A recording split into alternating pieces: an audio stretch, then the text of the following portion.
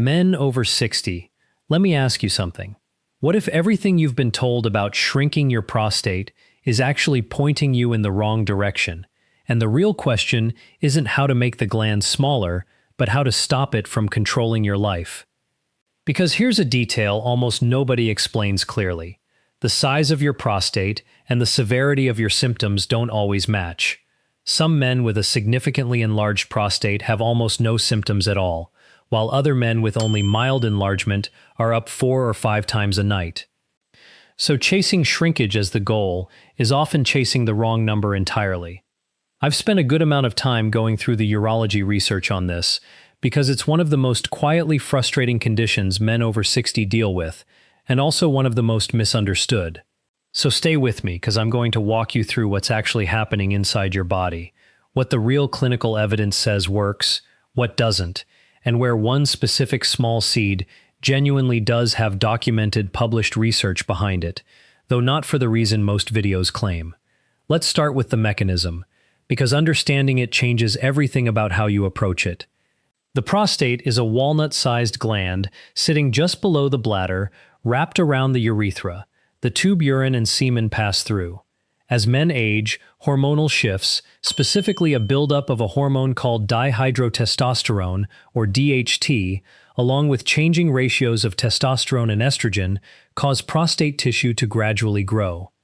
This is called benign prostatic hyperplasia, or BPH, and it is remarkably common.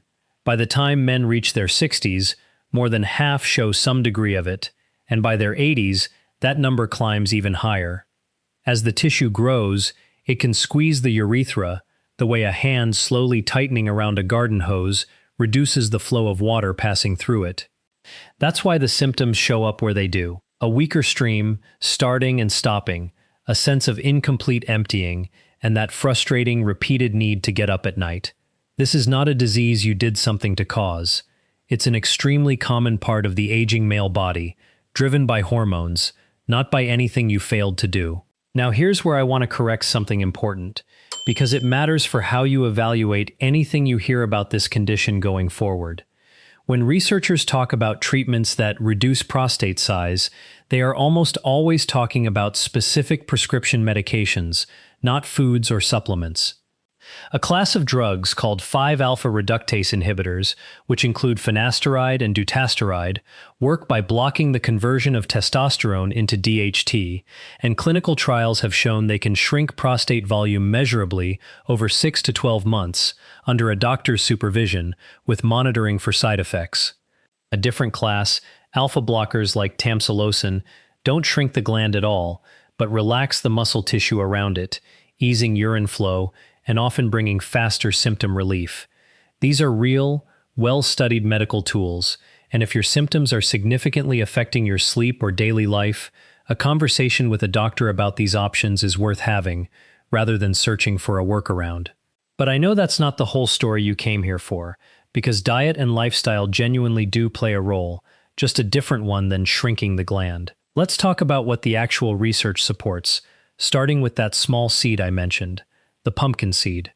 Pumpkin seeds are rich in zinc, plant sterols, and specific fatty acids, and a handful of small but genuinely published clinical trials have tested pumpkin seed extract in men with lower urinary tract symptoms related to BPH. The most consistent finding across these trials isn't that the prostate got smaller. It's that symptom scores improved, meaning men reported better urinary flow, fewer nighttime trips to the bathroom, and an improved overall quality of life score, typically measured over 8 to 12 weeks of consistent use. That's a meaningfully different claim than shrinks your prostate, but it's also a far more honest one, and for a man dealing with disrupted sleep and constant bathroom trips, symptom relief is often what actually matters day to day. I think it's worth being equally honest about what hasn't held up in the research, because this protects you from wasting money and time. Saw Palmetto, probably the most heavily marketed prostate supplement on the market, has been tested extensively, and a large, rigorous NIH-funded trial found it performed no better than a placebo for BPH symptoms. Selenium and vitamin E, once widely promoted for prostate health, were tested in a major trial called SELECT, involving tens of thousands of men. And not only did they fail to reduce prostate cancer risk, the vitamin E arm showed a small but statistically significant increase in risk. I'm telling you this not to discourage you, but because knowing what doesn't work is just as valuable as knowing what does, especially in a space this heavily marketed. So let's move to what the evidence actually does support, beyond pumpkin seeds specifically. Diets higher in vegetables, particularly cooked tomatoes, which concentrate a compound called lycopene through the cooking process, have been associated in multiple observational studies with lower prostate cancer risk, though the evidence isn't as strong or definitive as a controlled trial would provide. Reducing red meat and highly processed foods, and shifting toward more fish, olive oil, and fiber mirrors the same Mediterranean-style pattern that shows up again and again in cardiovascular research, and prostate health tracks closely with cardiovascular and metabolic health, since inflammation and poor blood flow affect pelvic tissue the same way they affect the rest of the body. Regular exercise has real evidence behind it too.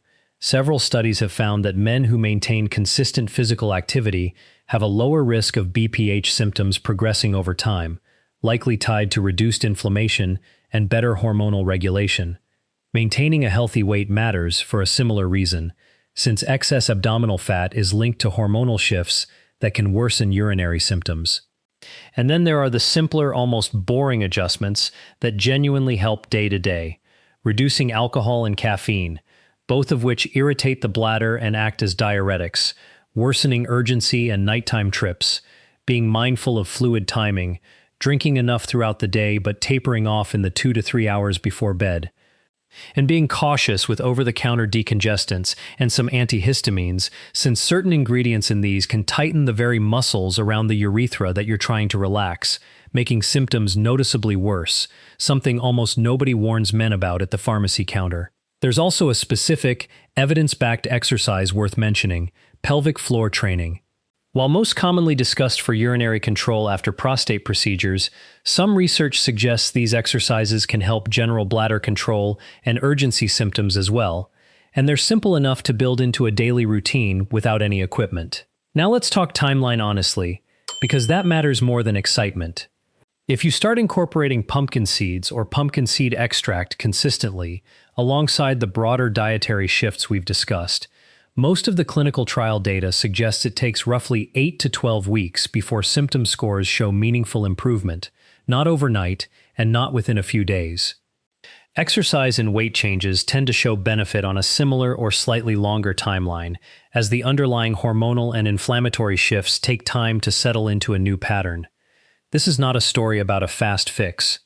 It's a story about steadily reducing the factors that aggravate the condition while giving your body consistent, evidence-supported support. And I want to be direct about something important before we go further, because it genuinely matters more than anything else in this video.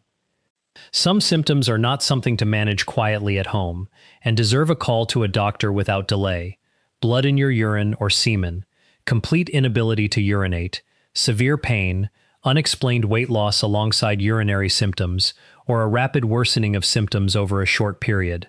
These can indicate something beyond typical BPH, including infection or, in some cases, prostate cancer, and catching those early makes an enormous difference in outcomes. This isn't meant to alarm you, it's meant to make sure you know exactly when self-management is appropriate and when it genuinely isn't. For most men with typical, gradually developing BPH symptoms, the combination we've discussed, dietary shifts, pumpkin seeds specifically for symptom relief, regular exercise, weight management, alcohol and caffeine moderation, and smart fluid timing, is genuinely well supported by the research and worth building into a consistent routine, alongside regular checkups where your doctor can track your PSA levels and discuss whether medication is appropriate for your specific situation. What I find genuinely reassuring about all of this is that it removes the pressure of chasing an impossible or poorly evidenced goal. You're not failing if your prostate doesn't shrink from eating pumpkin seeds, because that was never realistically the mechanism in the first place. What you can realistically expect, based on actual published research, is fewer nighttime interruptions, steadier sleep, a stronger sense of control over your bladder, and a meaningful improvement in day-to-day quality of life, which, if you've been dealing with this quietly for a while, is genuinely significant. And there's a broader benefit here too, because remember, the same lifestyle pattern that supports prostate symptoms, better diet, regular movement, healthy weight, moderate alcohol, also supports your cardiovascular system, your metabolic health, and your overall energy, so you're not just addressing one narrow issue, you're supporting your whole body at the same time. So let's bring this back to where we started. This was never really about finding something that magically shrinks a gland.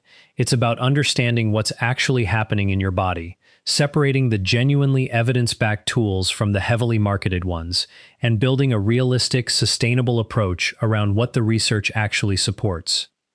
When you do that, consistently, over weeks and months rather than days, the research shows real, measurable improvement is genuinely possible, both in symptoms and in day-to-day quality of life. If any part of this was useful, or if you've been dealing with some of these symptoms quietly yourself, I'd like to know, so tell me in the comments where you're starting from, and whether you've talked to a doctor about your specific numbers, because these conversations genuinely help other men reading through the comments feel less alone in something a lot of men go through in silence. If this helped clarify things, share it with a man in your life who might be dealing with this quietly, and if you'd like more of these honest, evidence-based breakdowns of men's health topics, stick around, because next time, I want to walk you through exactly what your PSA number means, how doctors interpret it, and the specific questions worth asking at your next checkup. Your body isn't working against you here, and neither is your age. You just needed the accurate picture, and now you have it.